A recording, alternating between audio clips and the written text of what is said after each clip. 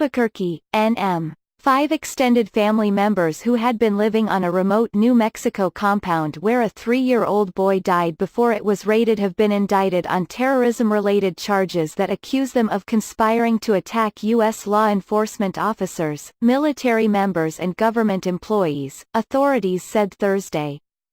The superseding indictment against the suspects, who have been in federal custody since August on firearms charges, came 6 months after authorities first descended on their squalid compound near Amalia, just south of the Colorado state line.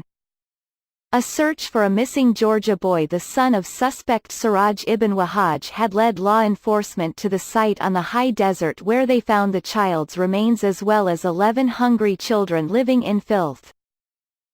Authorities also have accused Wahaj and others of transporting weapons across state lines to New Mexico, and training children at a firing range on the property to carry out school shootings and other attacks that never occurred. The suspects' attorneys have disputed the allegations, saying they are based on the uncorroborated statements of children.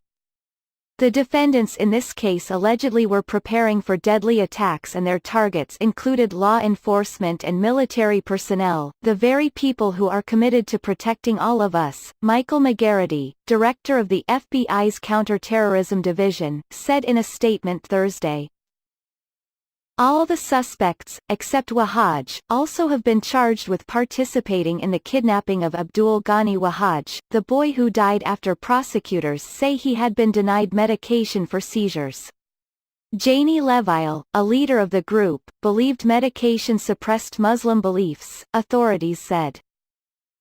Because authorities say the 2017 abduction ultimately resulted in the boy's death, the kidnapping count against Levile, Hujra Wahaj, Subhana Wahaj and Lucas Morton carries a potential sentence of life in prison or the death penalty should prosecutors win a conviction against them and decide to pursue the maximum punishment in the case.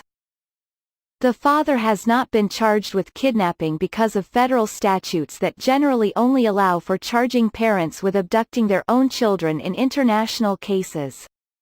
The results of an autopsy for the boy whose remains were found at the compound property are still pending.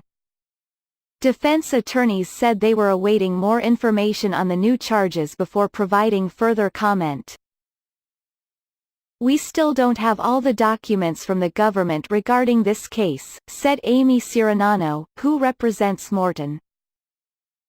She said in an email sent on behalf of the defense that their clients would plead not guilty at an arraignment scheduled for next Thursday. The suspects remain jailed after a federal judge ruled in September that they could not be freed on bail as they await trial. Federal authorities said Siraj ibn Wahaj and Levile, who lived as a couple at the compound, had performed daily, hours-long prayer rituals over Wahaj's young son in the days leading to his death even as he cried and foamed at the mouth.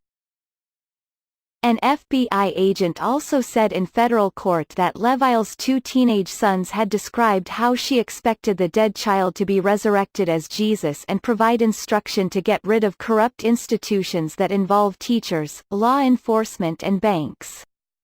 A prior federal grand jury indictment on firearms and conspiracy charges against the group stemmed from accusations that Levile, who is originally from Haiti, had been living in the country illegally and that the others had conspired to provide her with firearms and ammunition.